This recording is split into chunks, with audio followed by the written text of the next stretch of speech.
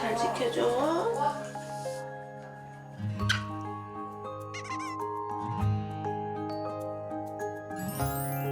잠시 후 딸 지연 씨가 어머님께 뭔가 전해주는데요. 오랜 투병 생활로 얻은 합병증, 두통약부터 진통제까지 하루에 먹는 약이 무려 30알이 넘습니다. 약 먹는 순간에도 어머님 곁에 딱 붙어있는 콩이. 엄마가 어딜 가든 졸졸졸 한시도 떨어질 줄 모르는데요. 엄마 껌딱지가 따로 없네요. 원래 이렇게 엄마만 졸졸졸 따라다녔던 건지 다른 가족은 있든 말든 오직 엄마 바라기 일편단심인가 봅니다. 사실 하루의 대부분 시간을 침대에서 보내는 어머님. 언제 어떻게 통증이 올지 모르기 때문인데요.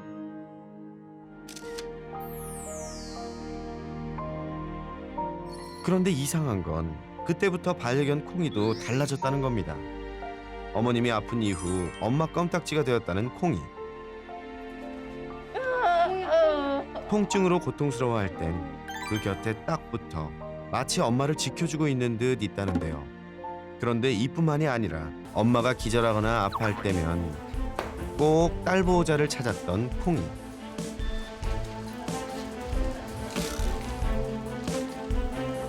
마치 도움을 구하는 듯 위급 상황에선 어김없이 딸 보호자를 찾는 모습을 자주 보였는데요. 이 행동은 어떻게 봐야 할까요? 어머님이 기절하면 네. 따님한테 네. 가서 얘기하고 짖고 그러니까 문을 닫고 제가 잠들어 있으면 문을 긁어서 깨운다든지 아니면 부엌에 있으면 이렇게 뒤를 돌아보면서 앞서거니 뒤서거니 엄마한테 가보자고 얘기를 하는 것 왔다 같아요. 갔다 이렇게. 네. 그쵸. 얘는 따로 교육받는 거나 이런 거 없죠? 없어요. 콩이가 스스로 깨우쳤네요. 네? 뭘 깨우쳤다는 거죠? 도우미 견에 자기 스스로 터득한 것 같은데 얘 되게 똑똑하죠? 누가 데리고 올 거야?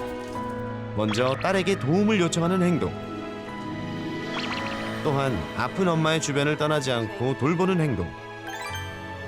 무엇보다 투병 생활 동안 곁에서 큰 위안이 되어온 콩이. 이 모든 건 훈련받은 도우미 견들의 역할인데요. 어떻게 이 모든 걸 스스로 터득할 수 있었던 걸까요? 제가 봤을 때는 콩이의 세상은 엄마 위주로 돌아가는 것 같아요. 네. 아까 실제로 쓰러지셨을 때도 바로 달려가잖아요. 엄마 일어나라고 얘기하고 있을 것 같아요. 정신 차리라고 계속 핥고. 왜냐면 내가 핥아줬을 때 엄마는 항상 반응을 보여줬거든요. 엄마가 괜찮은지에 대한 반응을 계속 보기 위한 걸 행동 같기도 해요. 내가 이렇게 엄마를 핥았을 때 엄마가 이쁘다고 내가 좋아하는 반응을 보여주면 자기도 안심이 될 거고요. 근데 엄마가 기절을 했을 때는 그런 반응이 안 나오니까 계속 그런 행동을. 기절한 엄마의 얼굴을 열심히 핥으며 그 반응에 안심을 해왔을 거라니 녀석이 기특하면서도 어쩐지 안쓰럽습니다. 하루 중 콩이에게 가장 중요한 활동은 어머님을 지키는 일. 이러한 집착을 덜어주기 위한 다른 활동 어떤 게 있을까요? 지금 잘 놀아주고 계신데 조금 더 많이 놀아주고 얘네들이 좋아하는 걸 해주셔야 될 것 같아요. 그래야지 조금 더 스트레스가 줄어들고. 예? 노는 일이라고요? 콩이 부러운데? 우선 놀이 교육에 필요한 준비물은 클리커. 실제 도우미 견들을 교육할 때도 쓰이는데요. 간식과 클릭으로 보상 효과를 2배로 높일 수 있죠. 얘 벌써 클리커를 이해했어. 똑똑해. 내 새끼. 클리커를 통해 배울 놀이는 뭘까요? 자, 많이들 보셨죠? 주먹이나 손바닥을 이용한 터치 교육인데요. 코로 하이파이브 한다고 해서 저는 코이파이브라고 불러요. 코가 제 손에 닿는 순간 칭찬해주면 돼요. 교감 능력이 뛰어난 콩이에게 딱 맞는 놀이인데요. 게다가 설 전문가가 콩이네 가족에게 이 놀이를 알려주는 특별한 이유가 있습니다. 그렇지. 이게 더 재밌구나. 어머님이 운동을 거의 못 하시잖아요. 앉아만 계셔야 되는데 그래도 좀 같이 재밌게 하려면 어머님이 좀 앉아 있는 상태에서 할 수 있는 게 있어야 돼요. 어머님 여기 앉아 계시고 따님이 조금 한 이 정도 앉아 계신 다음에 왔다 갔다 하면서 터치하고 상 받고 그러면 되게 재밌어 하거든요. 애들.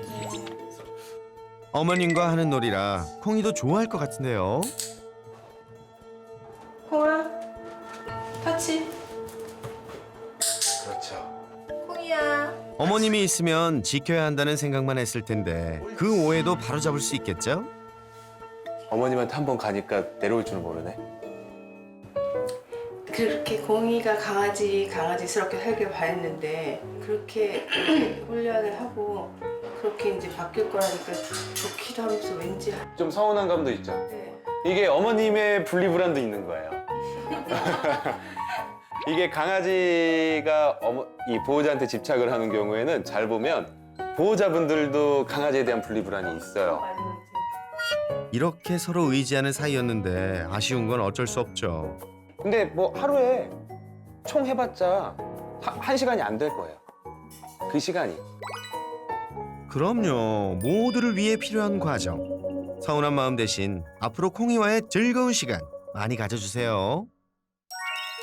콩이를 위한 두 번째 교육. 열심히 일한 자 쉬어라. 일을 잘하는 것 못지않게 잘 쉬는 것도 중요한데요. 5년간 열일해온 콩이만을 위한 쉼도 가져봤습니다.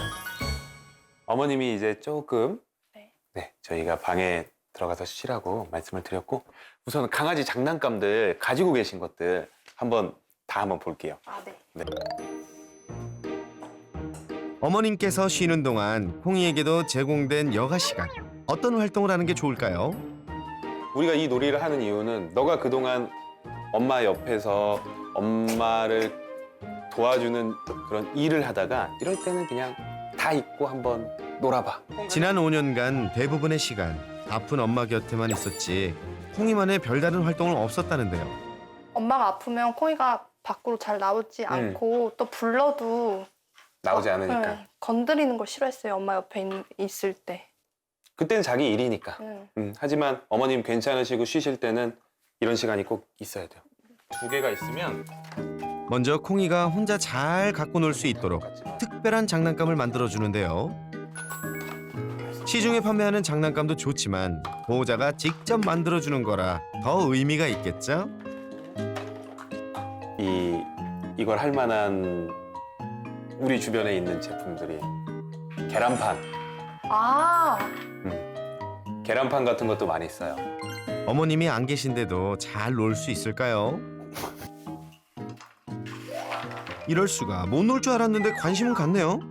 콩이야, 어서 와. 응? 이런 장난감 처음이지? 재미지구만. 강아지의 감정 디톡스도 있어요. 근데 그 강아지의 감정 디톡스에 이런 게 꼭 들어가요. 네. 콩이가 엄청 즐거운 것 같아요. 그죠? 네, 자신한테 집중. 네, 완전 다른 생각 다 하지 않고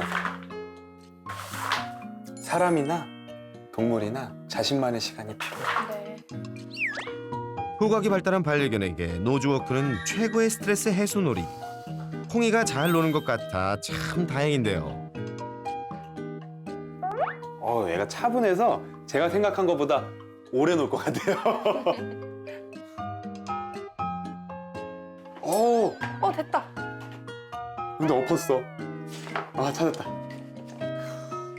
야무지게 찾아 먹어야지. 그동안 제대로 된 스트레스 해소법을 몰라 쌓아두기만 했을 콩이. 오늘 스트레스 제대로 풉니다. 이거는 그냥 루틴이에요. 네. 이제 콩이와 리아의 하루에 2번씩 있는 나만의 즐거운 시간. 네. 어머님 보고 있으셔도 전혀 상관없고요. 그냥 하루에 2번씩 너네가 꼭 해야 되는 일상. 네, 그렇게 해서 주시면 돼요. 네, 알겠습니다. 콩이 더 하고 싶구나. 재밌었구나. 더 하고 싶구나. 어떡해. 재밌어. 누나가 이제 맨날 해줄게. 알았지? 오늘 저녁에 한 번 더 할 거야, 밥 가지고. 응. 이야, 콩이 눈 초롱초롱한 것 좀 보세요. 앞으로도 콩이만의 휴식 시간 제공하기 꼭꼭 잊지 마세요. 몸이 안 좋으셔서 집 안에만 있으시는 분들은 사실 우울증도 같이 가지고 계신 분들이 있어요.